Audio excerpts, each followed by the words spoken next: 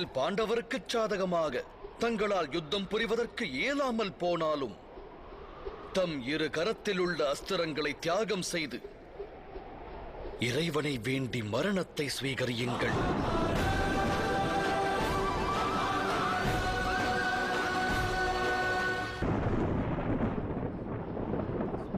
ஸ்வீகரிக்க சித்தமாய் உள்ளேன் வாசுதேவரே. இன்று தாம் வழங்கிய ஞானத்தை அன்றே வாழ்வில் பெற்றிருந்தேனே, ஆனால் உயிர்கள் கொன்று குவிக்கப்பட்டிருக்காது. தம் ஞானம் வாழ்வில் கிட்டாவிடினும் வாழ்வு முடிவிலாவது தம்மால் வழங்கப்பட்ட ஞானம் நிச்சயம் உபயோகப்படும்.